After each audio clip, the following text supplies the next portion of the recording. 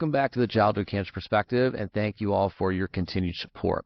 One of the greatest things that I've had the opportunity to do is through this community is a silver lining, which is meeting people, not only families, organizations, but also doctors, scientists, researchers, people that are helping make moves in this community. And as you know, we do hold most of the weight of the world on our shoulders as we hope that at some point our government will catch up with us and help us out in this movement.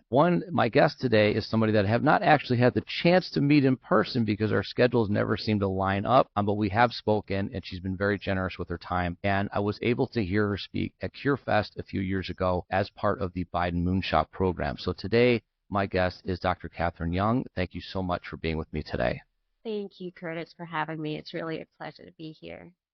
Absolutely. It's my honor to have you. So I want you to kind of tell us a little bit about you, and then we'll kind of go into your background and how we've come to cross paths.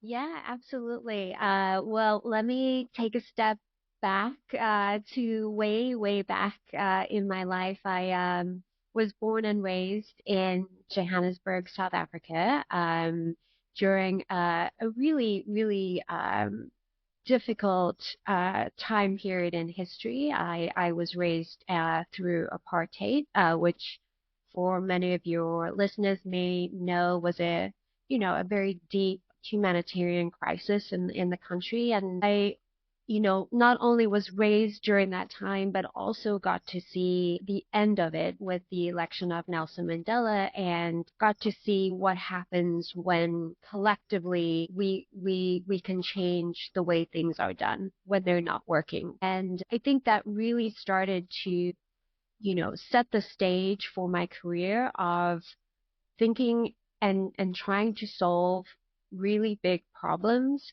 particularly when it comes to systems that just don't work for the people that they're meant to be serving. And so when I kind of reflect back on my journey, I think that was a critical part to the way that I started to think about what's important in my life, and certainly that meant my career too. So I'm a scientist by training. I have a PhD in biomedical sciences, and I did postdoctorate work in biomedical engineering because I gravitated towards, again, the idea of solving really hard and complex problems. But I soon realized kind of throughout my academic career that there was so much to be done outside of the four walls of a lab that I felt I was really drawn to. And so even though I loved science and I loved the process of discovery and the scientific method of asking really critical questions and trying to get to those answers, I started to understand that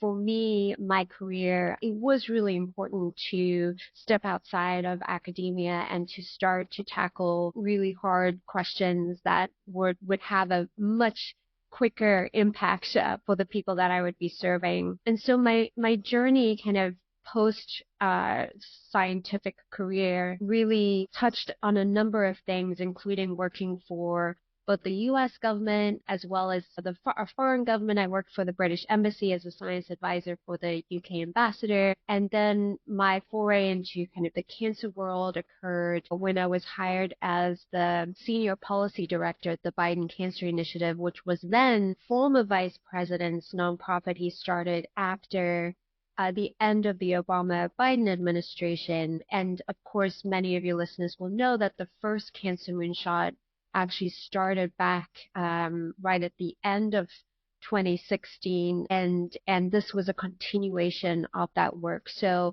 I was really so fortunate to be able to step into this world where, of course, as we both know and your listeners know, such an incredibly complex disease that affects all of us in some capacities, some much more than others. And so I've spent probably now for almost the last decade really focused on cancer and trying to help solve some of those big problems that we know exist when it comes to fighting this disease. Absolutely. And I want to hear and kind of understand more about what the internal thought process behind what the initiative, the Moonshot program, what it was and what it chose to tackle. And I'll preface this by saying that when Biden was elected, so in his term when he was elected, and the Moonshot program was, kind of reintroduced and put out there. And in all honesty and transparency, I criticized it. And I only did that because I was reading through it, what was put out on the White House page and things like that. And in my position, the first thing I did was I did a search on kids, pediatrics, childhood, anything within it, right? Yeah. Because research, I think all of us can understand, especially, listeners in our community, is that pediatric cancer and adult cancers are different. Mm-hmm. They're treated different. They're diagnosed differently. They're all in every aspect of it. So when I searched and couldn't find anything, I was extremely critical. And, I know it kind of all comes together under kind of one big, umbrella and things like that. But when we don't see specific focus, we tend to think we're being left behind. So I'm curious on what your thoughts are on that.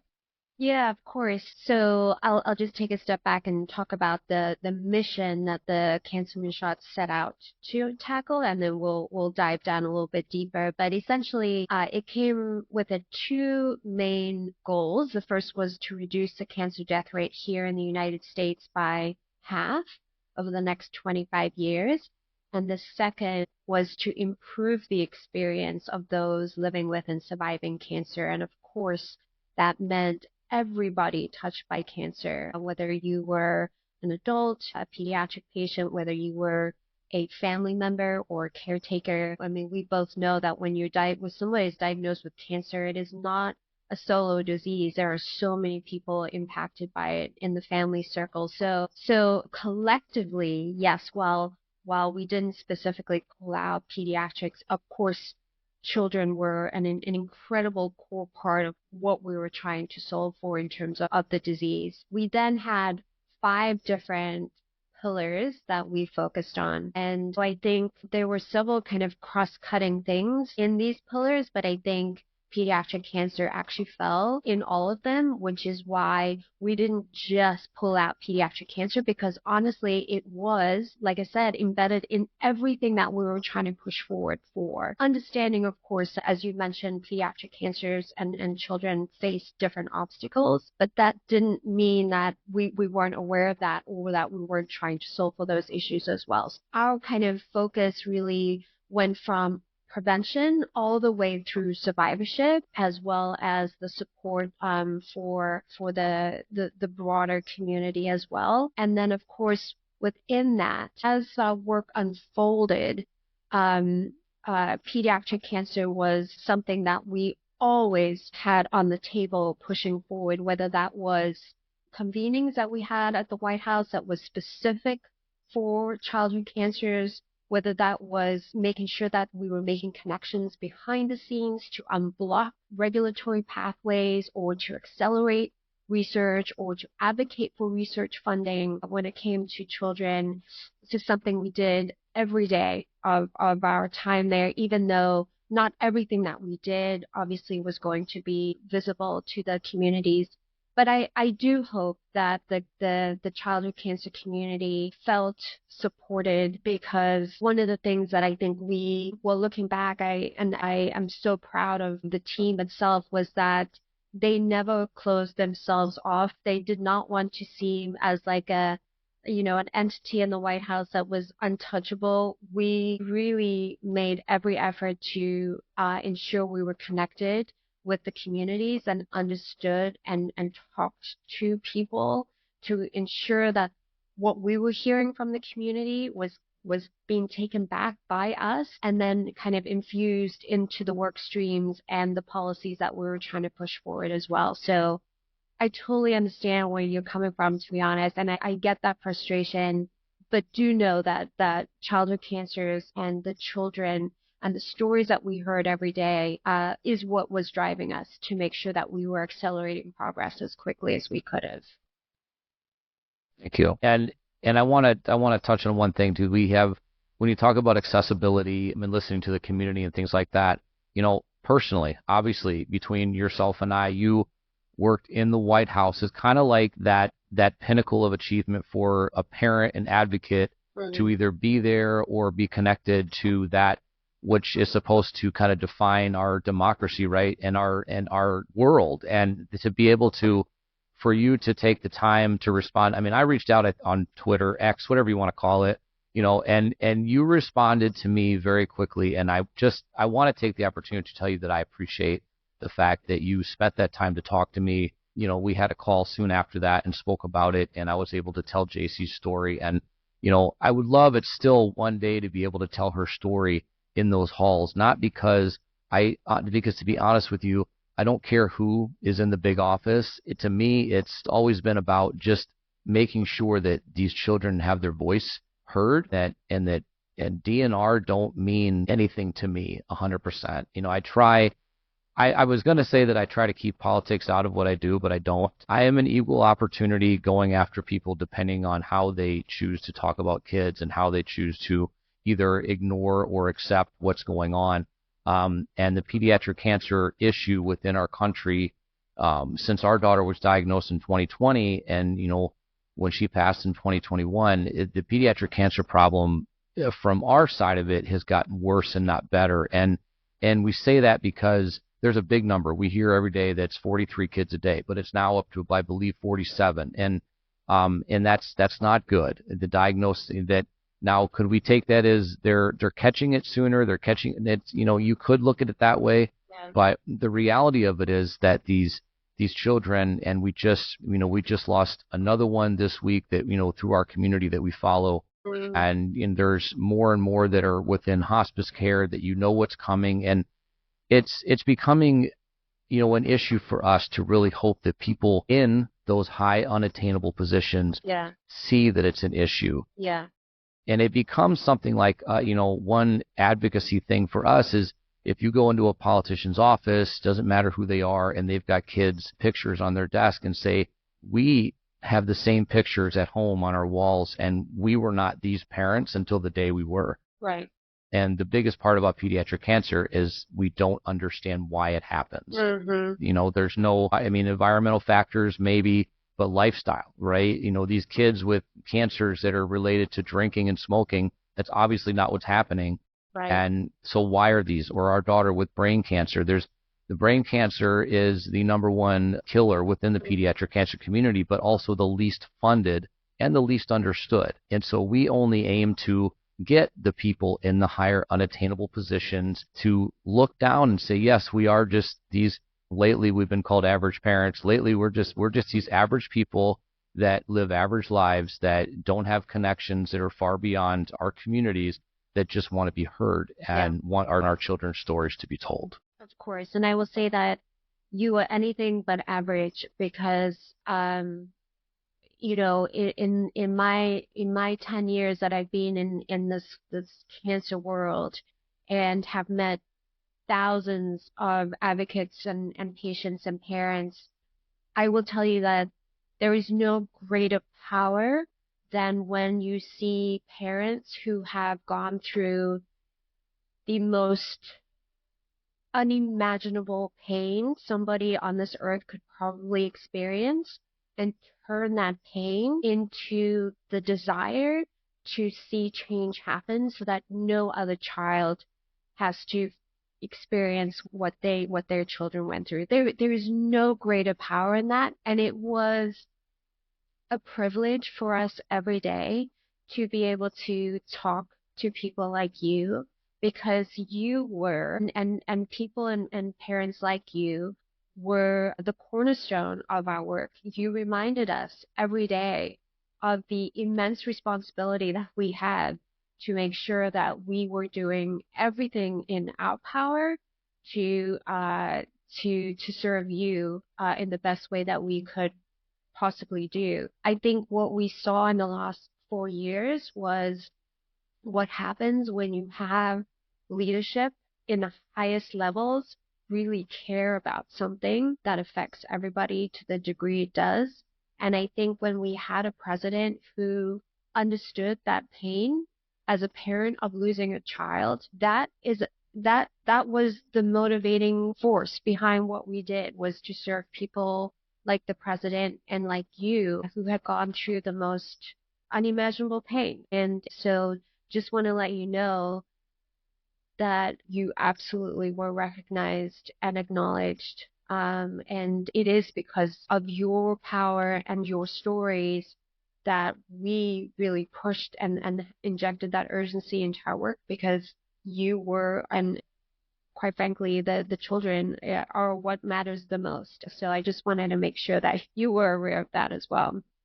Thank you. I appreciate it. And it's, all of the strength and power, motivation, determination, all of that, for us comes from our daughter, and it comes from these kids because, I've said it, if I've said it a time, I've said it a million times, that if anybody that doesn't understand kind of why we fight so hard, why we scream so loud, I want anybody in this world, whether you're connected to this or not, to spend 5 minutes with one of these children. Absolutely. Just allow them to speak to you, and I promise you it will change your life. It'll change your perspective. There's just no other. These kids are genuine. These kids have innocence in their hearts. These kids don't know anything other than just to be kind. And to be honest with you, it's that combination that we're missing in this world so much right now. I believe. If you could just take that and just inject it in everybody, left, right, down the middle, around the world, it doesn't matter. Just inject that innocence and genuine and just be kind to people, because the reality of it is, a lot of these kids, not most of them, a lot of these kids, when they're going through this, you may not see changes physically on the outside. You may not see, and also, even if you do, they're always smiling because that's just who they are. Yeah. You never know what somebody's going through. The worst day in the world. I sat on the front of our house the day that our daughter passed. I sat there after they took her away, and I looked at my wife and I said, everybody's still sleeping on the street, and nobody knows what just happened right next door. And that's just the reality of things. We have got to kind of get back into that. Our problems aren't worse than yours, but we all have things that we're going through, and we just have to kind of come together, all of us. Yeah. Absolutely. Totally agree. They also, I think, reflect back to us the fragility of life and how often we can take that for granted when things are going okay, right? Like when we do have our health and our family members are not sick, it's one of the biggest things I think we take for granted. But having these children, having these patients and parents in our orbit, and understanding and hearing that pain that you went through and go through every day, probably for the rest of your life, is so critical. And I think it's why it is so important for others who are working in this space, particularly those who are coming into the new administration. And it is why the Cancer Moonshot was really created to be driven by the patient's needs, and having your voices and the voices of the community as a part of that was something that was a very critical part of how we operated at the Cancer Moonshot. So it is my hope that regardless of how this work continues in the next administration, that they continue to make sure that your voices are up front and center in that, because that is really the most important thing. I 100% agree. I think, the real people are the ones that are going through this, are the ones that need to be heard the most. Absolutely. In specific things that we're doing now here in Wisconsin, it's like, you're working with legislators, they're doing things, the way that they have to do with lobbyists. And, my injection is, but you need to hear from the real people that this is affecting every single day, because I think that, I think all politicians can get very blinded to what's going on anywhere outside of their peripheral vision and what they're focused on or what they're laser focused on at that moment.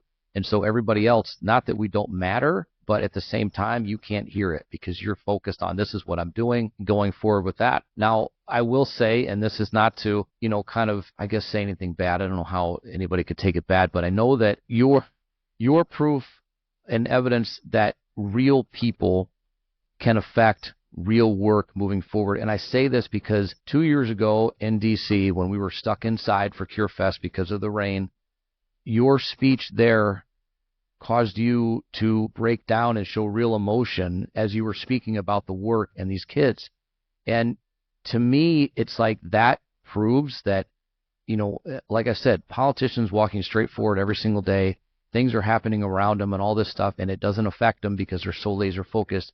But when you're in a position that the real stories and the people you see in the crowd can affect how you feel personally, because, we're we're proof and evidence that there's an issue right now that we have to focus on. And I take that as just showing that there's, how much we can affect the work and how much people need to put into their advocacy every single day. You have to prove that we're real people with real issues. I mean, you're so right, Curtis. I mean, when I think about a community that has the greatest power, it is the pediatric cancer community. And it is because you are driven by that pain to see change happen, and it is relentless. And you and your community are the reason why it will change. And if there's one thing that I can really impress upon your audience is that exactly what you just said, it's don't give up. In fact, if anything, get louder. I know, one of the things that I struggle with the most about this work is that we place an additional burden on parents and patients to become the voice and to advocate, but it really is what is just so important in this work. And I am sure there are days that you or others in this community have just wanted to give up and just live your life. And because it's so difficult, and I'm sure you are reliving that pain every time you are having to share that story. So I get that, but the strength in what you do is what will change the system.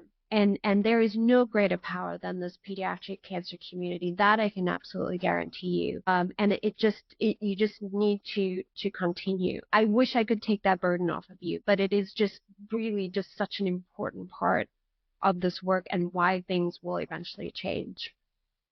I agree. And, the thing is that you mentioned, you said a key word and it was relentless. And, it's a few months ago, I had it tattooed on my arm. And that one word is what we live by now, because there's no way ever that we will stop until something positive changes for our kids. And I say it now that we couldn't save JC, and it breaks our heart every single day that she's not here with us. But we move forward now to save everybody else that is going to be diagnosed or is currently fighting or is currently going through this, and we're working for them, and we will continue to. We're in DC. I'm in, we go to Madison there because we're in Wisconsin. Like, we're meeting with people trying to make things change, and it's never about recognition. It's never about accolades. It's never about any of that. Like, yeah, right. I don't need any of that. I just want to make sure that our daughter and all these other kids get the respect that they absolutely demand, because what they've been through, I joke about it sometimes, but the man flu is real. Okay, we get sick. I'm on the couch crying about it, whatever, under a blanket. These kids are going through the worst time in their life. Yeah. And they do it with a smile on their face. Yeah.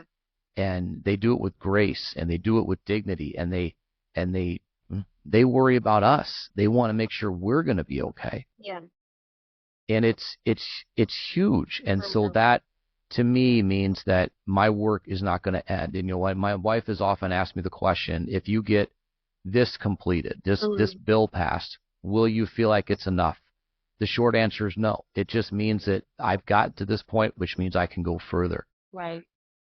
No, I get so, and we will continue to push. And I want to ask a couple questions about the Moonshot program and things like that. But I want to ask, in the beginning, and depending on, I guess, everybody's position, was there ever a meeting or some type of communication with President Biden about why, like the actual why he wanted to start it, and not just kind of just an overview, but the story of why I wanted to start this and why it was done, and for you to hear as far as a motivation to pursue that work? I mean, the president impressed upon us all the time why we were doing this work. I have never worked for somebody where it wasn't just it wasn't politically motivated to try and, win votes with these constituents. It was an actual desire to see change happen. And any time we had time with either the president or the first lady, whether that was here in this administration or previously, it it it was incredibly clear that he wanted things to improve for patients and their families. And it is something that he was relentless about and will continue, I'm sure, to be relentless about. The expectations that were set for us as a team and as a government, quite frankly, to see change happen was real. And we felt that all the time. And so in the White House, the president convened for the first time a cancer cabinet, which brought together over 20 different federal agencies and departments. And when those cabinet secretaries came to the meeting, they were really held accountable with the president at the table and him asking, what have you done and why are we not moving faster and what can we do to get us there?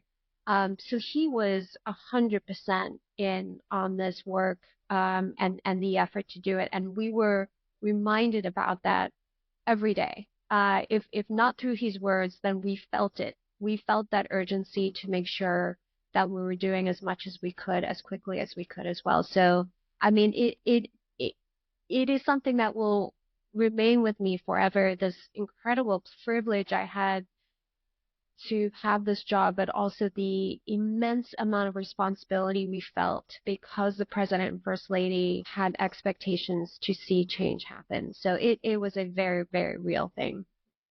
Excellent. Now, specifically to that program, specifically to the last 4 years and even prior, what were some of the biggest roadblocks that maybe you felt along the way or the program felt along the way in actually getting to the level of achievement that was desired so much? Yeah, I mean, I think from a personal standpoint, working in the government, certainly there are many steps one has to go through in order to get something done. I think there was always frustration in that we weren't being able to really kind of push through quicker than what we were doing, even though I think that what we were doing actually was moving way quicker than a lot of things in general. So I think when I think about the time there and kind of the work that we were doing, that to me is kind of something that stood out, was just the steps that needed to be taken in order to get something done. Now, I will say that those steps are designed to ensure that what we are doing is thought through completely, and that once we get to the other side of actually getting something done and through, that it has been designed and created in a way that works for the people of the United States. And so, we often had to remind ourselves that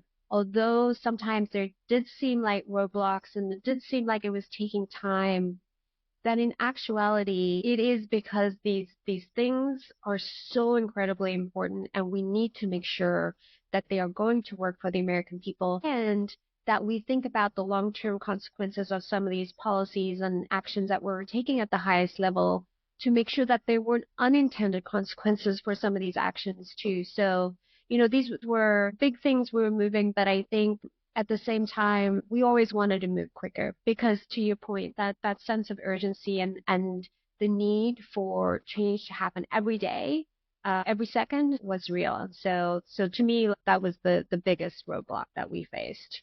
Sure. And I can certainly attest to things taking forever to get things through, and anything happening within the government takes a lot longer than you think it should. But, there's a lot of checks and balances, a lot of people to talk to and things like that. So I get it. It's definitely frustrating. It is. What specifically, and if you know the answer to this, what specifically happens to the Moonshot program now? Is it something that stays in place? Is it something that sunsetted after he left office? And what exactly happens to it now? Yeah, it's a great question, and I don't actually have the answer to that. In terms of the physical team of the Cancer Moonshot and where we were in the White House, that no longer exists. But that doesn't mean that the work doesn't continue. And so what I will say is that from the very beginning, The strategy of the Cancer Moonshot was not to ensure that we existed as a little island in the White House that where everything was dependent on us. Our strategy was that if we didn't exist, the work would still continue. And so what we made sure of was that the many departments and agencies that I mentioned before that were part of this work, a really critical part of this work, that the programs and the funding that were required in order for us to meet those very audacious goals that the president set were set in place and will be in place for probably many years to come. So although we are physically not in the White House anymore, it does not mean that the work that started and the momentum that was created through this initiative does not continue forward, because it will. And it was designed that way on purpose so that regardless of who was in office, this work that was started will continue moving forward. Excellent. Well, it's good to know. I mean, not that you're not there, but it's good to know that the work is going to move forward and continue, because obviously, whether it was 4 years, 8 years, or 10, it was a groundwork, and the infrastructure was put in. So now it's just a matter of, once again, drawing the brightest minds to be there to continue to move it forward. And hopefully we'll continue to see that. Hopefully we'll continue to hear about it, that there are things moving forward. And what do you, I mean, on a personal level, what do you see as the future of cancer research moving forward? I mean, I know that everything right now is very politically charged, and I know that everything the world is coming unhinged, and I just want everybody to hug it out and get it along at this point. But what do you see as the future moving forward, kind of maybe just in our current state? Yeah, so, just to share your vision there, I do feel we need to give this administration a little bit of time for the dust to settle to see exactly, where things kind of fall in terms of priorities. But from what I can tell and the way that we can see this, at least cancer research and the development of new therapies and treatments, I do believe we're in a very exciting time, and I do think that we are going to see a lot of innovation happen. I think that would have happened regardless of which administration was going to be in. I think we're going to continue to see the development of really personalized medicine, and that, the data that will come and will continue to come from genomics and understanding the molecular level of cancer will be incredibly important. And I think something that will really drive a lot of things moving forward. But then, of course, things like AI, which we know is starting to have a major impact already on the cancer world and cancer research, I think will only accelerate things forward as well. And we know already that with this new administration, that's going to be a key part of the work that they undertake. So it will be really interesting to see the developments that we'll see in the next few months and few years, because I think we are going to see many, and I think we're at a very exciting time when it comes to new innovations and technologies moving forward. The other thing that I'll just mention is our newest agency, ARPA-H, which was launched about 2 years ago through the Cancer Moonshot, which is really, was created to push forward on really audacious ideas that the NIH might not necessarily fund. I think we're going to see some really incredible things come out that are cancer focused through that agency as well. So I think stay tuned, because there's going to be a lot of excitement coming up in the next few months to few years around this.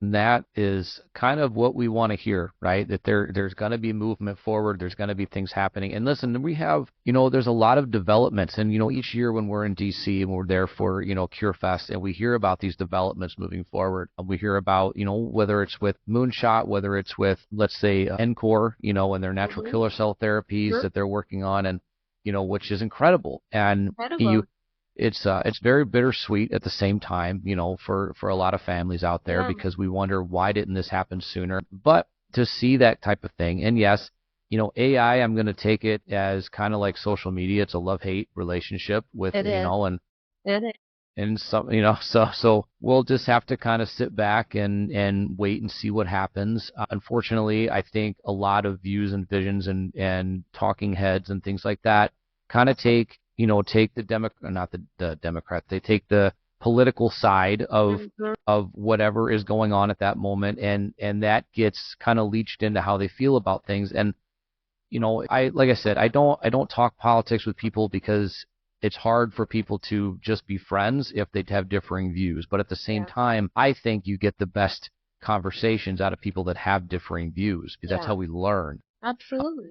And so, moving forward, listen, it's been like less than a month. I think we just have to kind of let things kind of iron themselves out, and it's just like going to a new job, moving into a new place. You're finding switches on the wall that don't work, and you're finding a different settling and meeting new people, and we just have to let things kind of work themselves out, and hopefully it all comes for the better. And like I said before, I'm an equal opportunity person when it comes to that. And if it goes the wrong way, follow my social media, because you'll see me calling people out for not really focusing on what needs to be focused on.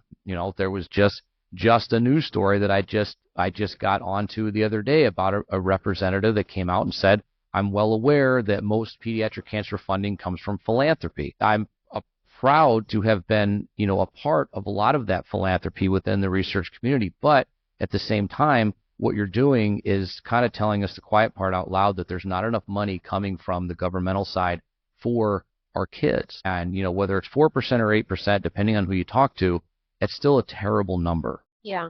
A terrible amount of money that comes specifically earmarked. And that's the biggest issue we have, both federal and local, is that when money is given to hospitals, money is given to research, it's never earmarked specifically for kids. It's earmarked for the community of cancers in general. And again, that's where we differ, because, we're only having a handful of drugs that are really designed for children is a huge problem, because when you see firsthand what these chemotherapy drugs do to a child, I want that to be the commercial. I really do. It's a hard thing to look at. Yeah. It's a hard thing to see, but we've gone through it. And that, to see that reality, I think, is what, aside from the words and the stories, to see the reality of what pediatric cancer really does to our kids, I think is what people need to see. Because when you can't look away and it's all around you, and you realize just how possible it is to be a parent like me, then that's when you start to listen. Absolutely. And I think, again, it reinforces why this community and your voices are so needed and so powerful, because, there's kind of two instances. One is when you personally experience the pain, like yourself and your family, which, not everybody who works in the space or who is in a position of power is going to have that experience. And so the next closest thing is to be able to share those stories and the pain that you've experienced with them, so that they can understand, even if it is secondhand, just what you have been through and why this work is so critical. And that piece is under your control and your power to be able to share those stories. We tried really hard at the Cancer Moonshot to make sure that those stories were elevated, but I think you and the pediatric community does such an amazing job at making sure that your children's legacies and stories and their lives will never be forgotten. And we just need to continue pushing that as hard as possible, because that is the other way we can really start to affect the leaders who are in positions of power to see change happen. Yes, and anybody within a position that, whether it's elected officials or in those higher positions with higher houses, you really have to, we often say too that when you're going to politicians, like, the staffers are your best friends. Yeah. These are the people that have the politicians' ears. These are the ones that are making their appointments. Often, I would say sometimes more important than the politician themselves, because they're the ones that are pushing along policies or ideas or things that they think are going to be pertinent to Absolutely. Really a career. And I mean, you'd be disingenuous at any point to say that, they're not always looking for what's going to keep me elected. But what's going to keep you elected, in my opinion, is stepping outside the box. Is really, when we have new politicians coming in, specifically to our state, I know the first thing I want to do is get them on the ground floor and say, I want you to take this role and I want you to take this message and run with it because nobody else is. Yeah. And if you take it and run with it, people are going to start to wonder, why is that person outside the box right now? Maybe I should jump on board and find out why. And that's how we start change. Yeah, that's true. And that's what I think that's what our goal is right now, is to come in for these freshman senators and congressmen and women and assembly members and say, this is the cause I want you to follow. I don't want you on committees because it looks good on your resume. I want you on committees because you care about what the cause is. Right. Last year we went to CureFest and met with the representative from another state with friends of ours, and he had no idea why we were even there in September, had no idea what gold stood for. Mm-hmm. We all know what pink stands for, right? Like that's just kind of like it's just ingrained in your brain almost when you're born, you know what it means.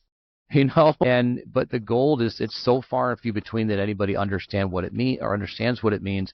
And that's just that coverage that we're looking for, that, not recognition. We just want you to know why we're there. Yeah. And so that's the biggest push, I think. Yeah, absolutely. That awareness and education is so critical. And it is made even that much more effective when it's coming from people like you who have experienced it, right? Because you can speak to the pain and you can speak to the experience, and you have ideas and you have solutions for the problems as well that you've experienced, I'm sure. And so that is just such a critical piece to this whole thing. And certainly, look, I mean, it's such a huge problem. We know cancer is still the second leading cause of death here in the United States. So it's not going away. And we need everybody on board. And I think one of the wonderful things about the Cancer Moonshot was that we were able to really galvanize not just the government and the government agencies, but also the private sector and the advocates and the patients and the parents. And when you are able to collectively unite that power together, that momentum that you create is just really starts to become unstoppable. And I think that was the power of the Cancer Moonshot, was that collectiveness and that unity. Because, to your point, childhood cancers are rare, but when you collectively pool all the rare cancer patients together, they all of a sudden are not rare. And that's where you get your power from, because all of a sudden it's not just one or two, but an entire community who is rallying for change here. And I think that's what you guys do so well as well. Yep. And that's the biggest, I think that's the biggest thing that is a detriment to our community is people thinking that it's not a problem, not an issue. And I've said before too, that to be honest with you, if you walk outside of your house right now and go 10 houses down on both sides, you will find at least one person that is either going through pediatric cancer or has a connection to it. Mm-hmm. We have it here, and we had people that literally lived around the corner from us. We had no idea until after our daughter was diagnosed, and we went through Make-A-Wish, and then we figured it out. So it's closer than anybody thinks that it really is. And if our elected officials were actually in DC when we were at CureFest, you would see this mass of people. Last year it was huge. It was bigger than I had ever seen it. And the thousands and thousands of people that gather for this event, we're there because we're a family. We're there because we're a community. And like you said before, this is the strongest group of people that I've ever been a part of. And we don't want to be a part of this community. We don't want to be a part of this group, but I would go to the ends of the earth for any of them at this point. Right. And if I can use my voice, whether it's through this, whether it's through social media, or whether it's standing on the steps of the Capitol to ensure that something happens, that's what I'm going to do, because that's the legacy that my daughter left behind for me, was to continue this mission and to ensure that when she told me that she was okay, that I know that I'm going to be okay. Yeah. And that's what we're going to do moving forward. So I'm excited for what the future is going to bring. I'm excited for the opportunities and the change. Administrations aside, if there's new people, new ideas, new eyes, maybe something changes, maybe it goes good, maybe it goes bad, but we're never going to know until we give it a shot. So hopefully we'll see positives moving forward. So I would ask you then, because you said, well, you're not there now. What is your future moving forward now? So where do you Yeah. go from here?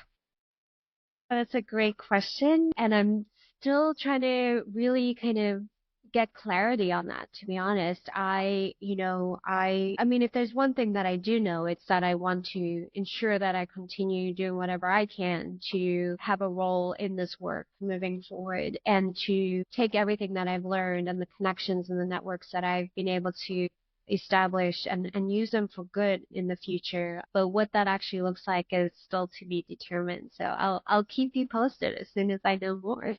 That'd be awesome. I mean, I hope that we continue to see you in this space, essentially just kind of using your voice and really the experience.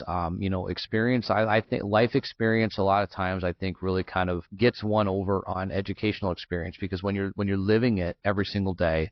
I had an argument, and take it for what you want, with somebody at one point when they said, "Do you think you're smarter than a doctor?" And I said yes, not in a book smart sense. I said yes in a life experience sense. And I said it because when my daughter was diagnosed, my wife and I were caretakers 24/7, 365. We never got to clock out and go home. Yeah. You never got to take a break from any of that. And I wouldn't trade it for anything in the world to have that time with her. But I say it because, when you're going through that experience, or whether you're going through, you're living the experience in the White House and through that initiative, and seeing and meeting the people, and kind of seeing how, one administration versus the next kind of handles things.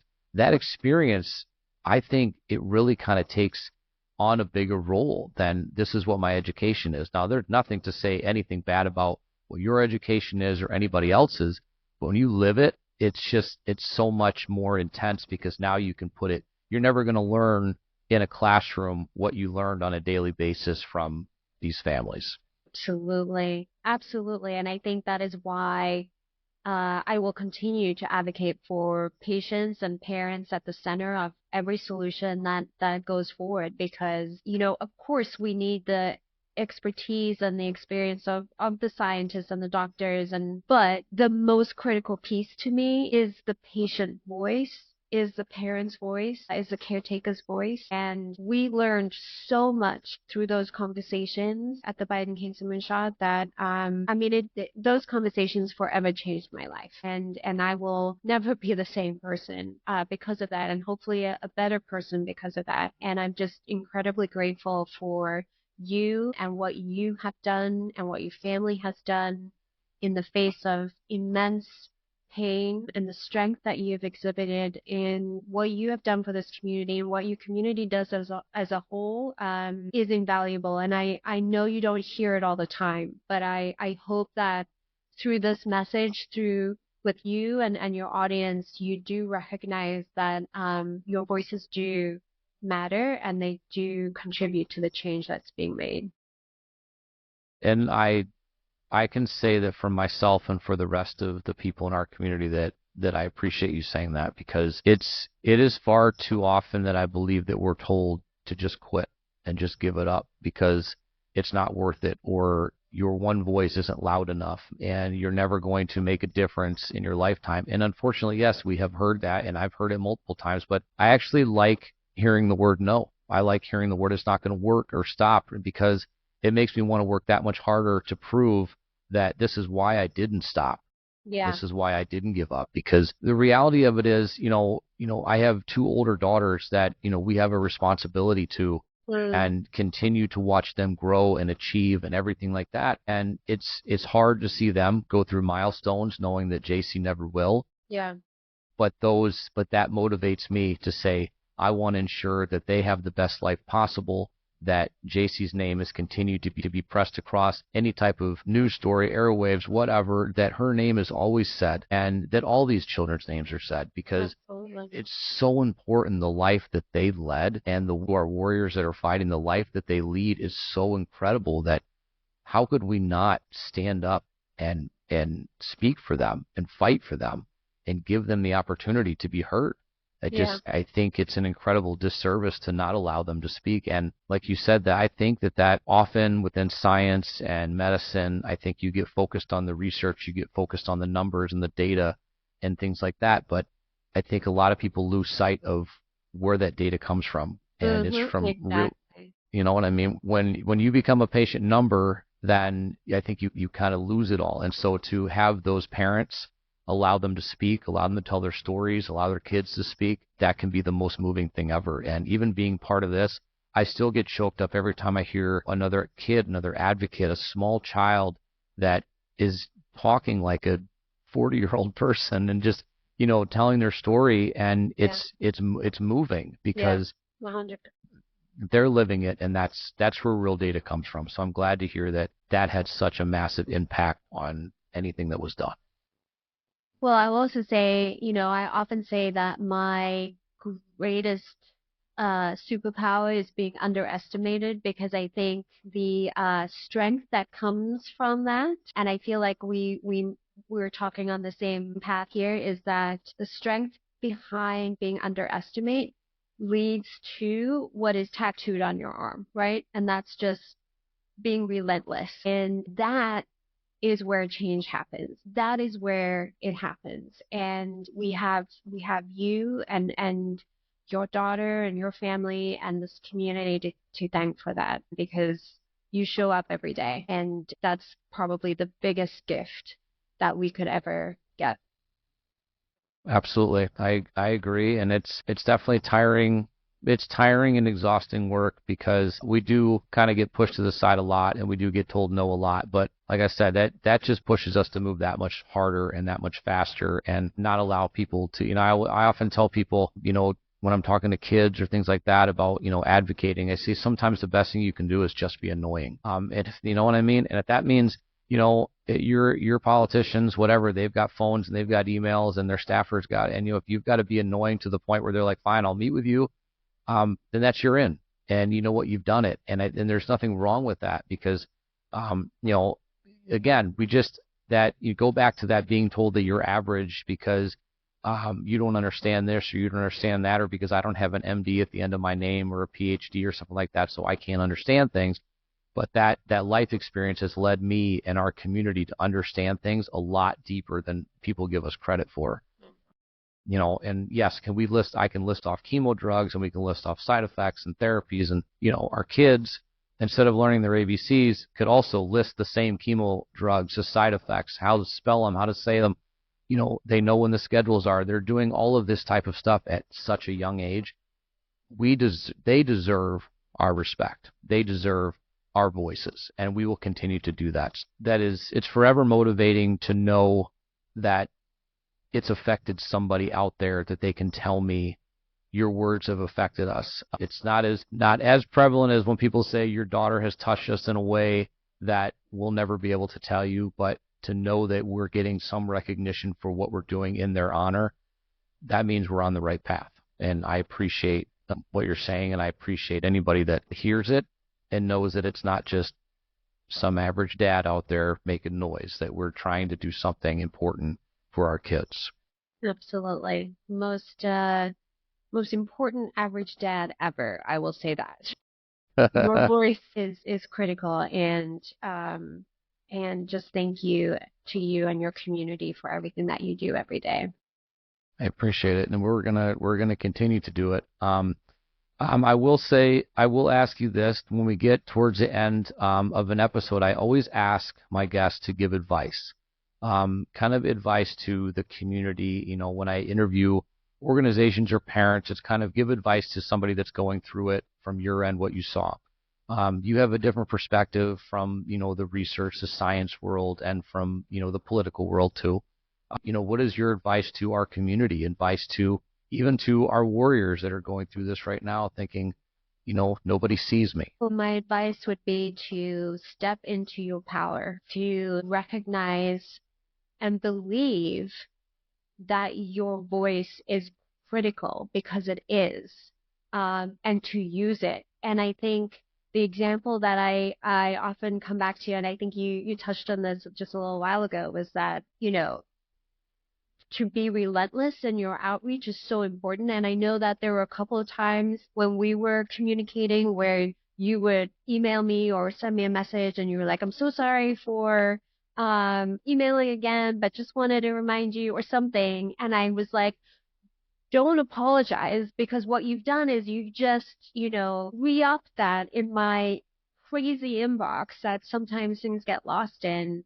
And now all of a sudden I'm thinking about it and I can do something, right? So never think that you are being annoying. You are being a voice that is desperate to be heard and needs to be heard. So don't ever feel like you are taking somebody's time, or that you don't deserve that, or you kind of shrink back and be like, I got to give them some space and time.